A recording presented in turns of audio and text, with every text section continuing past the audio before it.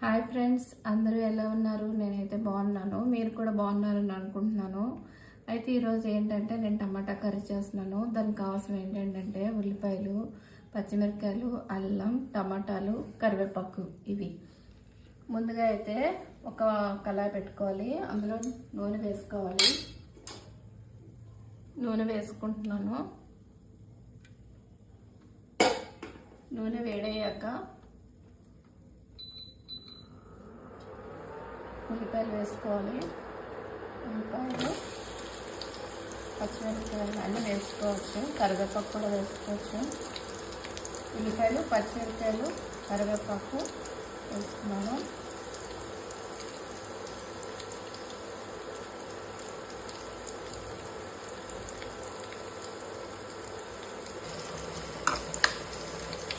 ఇంకోటండి, ఇలా ఉల్లిపాయలు వేగాలి. ఉల్లిపాయలు అంటే మరీ వేగ వస్తుంది. అందుకే కొంచెం ఈ గోల్డ్ కలర్లో వచ్చేటట్టు ఉండాలి. దీని తర్వాత టమాటాలు వేసుకుందాం మనం.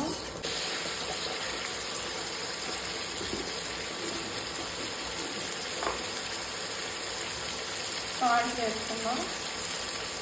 సాల్ట్ వేసుకుంటే వేగం మగ్గుతుంది.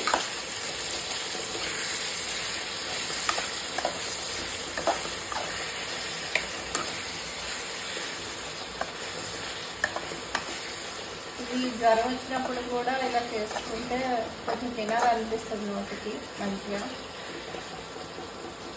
ఇప్పుడు మూత పెట్టేసుకుందాం. సిమ్లో పెట్టుకుందాం. ఇది కూడా చూద్దాం. మూత పెట్టాం కదా, ఇప్పుడు ఎలా ఉడికిందో చూద్దాం. చూసారా, మూత పెట్టడం వల్ల మనకు ఒక బెనిఫిట్ కూడా ఉంది. ఆ టమాటాలు అనేవి మెత్తగా ఉడుకుతాయి ఇలా ఉంచడం వల్ల. చూసారా ఎంత మెత్తగా అయ్యాయో.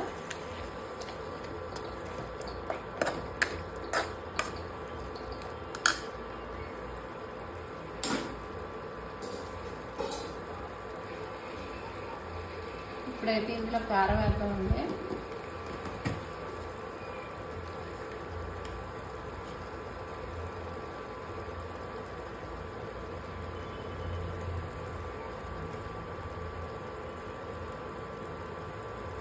కారం వేద్దాం. మీకు సరిపడినంత వేసుకోండి. ఎక్కువ తిన్నోళ్ళు అయితే ఎక్కువ వేసుకోండి. అటు ఇటు కాకుండా మధ్యలో వేసుకుంటాం. నేను ఇది ఈతము ఎలాగుందో ఇక్కడ మధ్యలో అయింది మంచిగా. కొంచెం వాటర్ వేద్దాం.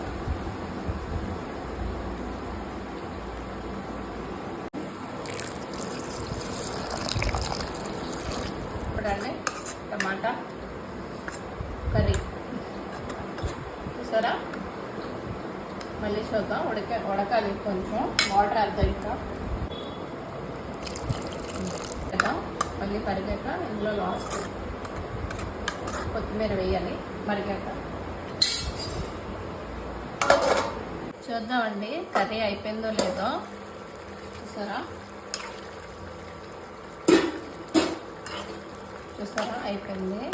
కాకపోతే మీరు కలుపుతూ ఉండాలి. కొంచెం గిన్నె తీసి కలుపుతూ ఉండాలి, లేకపోతే అడిగైపోతుంది. నేను కలిపాను కానీ మళ్ళీ ఇలాంటి కోతని కట్ చేశాను. కలుపుతూ ఉండాలి. చూడండి అయిపోయింది. ఇప్పుడు కొత్తిమీర గార్నిష్ చేసుకుందాం లాస్ట్ వచ్చేది.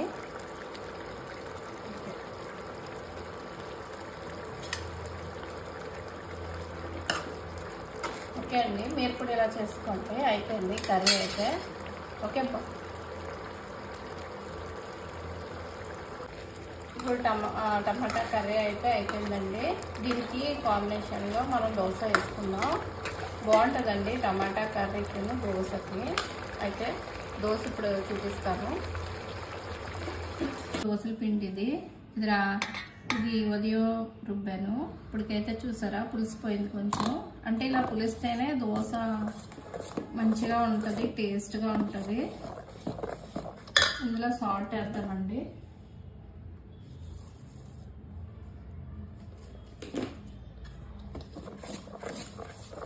సాల్ట్ వేసి కలపాలి. మరీ థిక్గా అయినా బాగోదు. కొంచెం వాటర్ వేసుకుందాం. ప్రిపేర్ చేయడానికి టైం పడుతుంది కదా, ఇంతలో మనం దీని మీద ఒక కళాయి పెట్టుకుందాం. దోశ తావా స్టార్ట్ చేద్దాం. అంతలోపు ఇది వేడవుతుంది. అంతలోపు మీకు కావాల్సిన మనం సర్వ్ చేసుకుందాం. కొంచెం వాటర్ వేయాలి.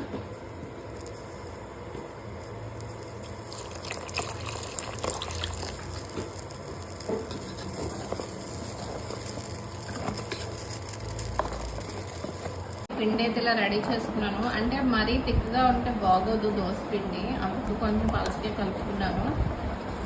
ఇంకో ప్యాన్ అయితే వేడైంది. దీని మీద వేద్దాం. ఇప్పుడు నాన్ స్టిక్ అయితే వాడకూడదు, కానీ ఇంకేం చేస్తాం, ఇది లేనప్పుడు ఎందులోనైనా వేసుకోవాలి కదా, అందుకే వేస్తున్నాను.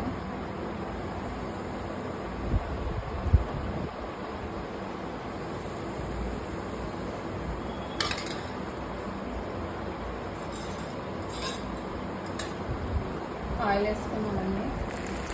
దీంట్లో ఆయిల్ వేయక్కర్లేదు ఎక్కువ, కానీ అలవాటైన బ్రాహ్మణ కదా, అందుకే ఆయిల్ వేసాను. ఇదొకండి కాలింది కదా, తిప్పుదాం ఇప్పుడు ఒకవైపు. చూసారా, మళ్ళీ కొంచెం నూనె వేద్దాం. అసలు అవసరం లేదు దీనికి, చెప్పాను కదా అలవాటైన ప్రాణం అని. కాలు కూర్చొద్దాం, రెండో వైపు కూడా తిప్పుదాం. అయిపోయినట్టే తీసేద్దాం. ఇది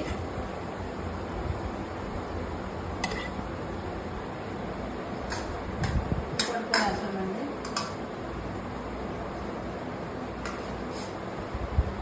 నెయ్యి అండి, నెయ్యి వేద్దాం. ఒకటి నార్మల్ ఆయిల్ తోటి, ఒకటి నెయ్యి తోటి.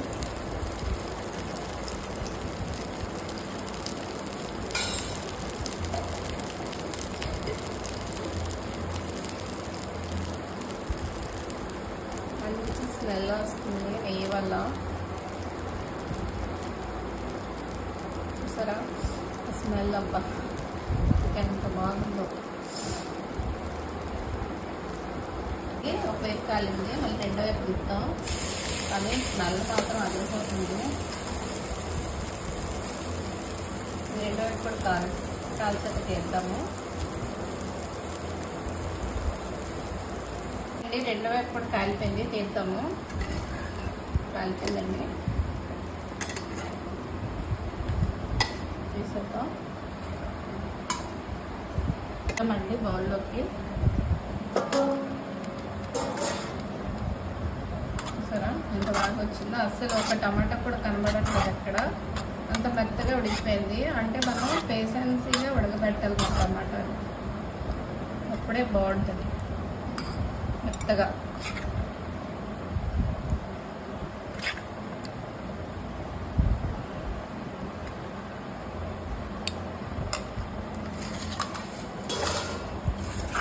ఇంకోటండి, ఇలా తినేయడమేనండి. చూద్దాం.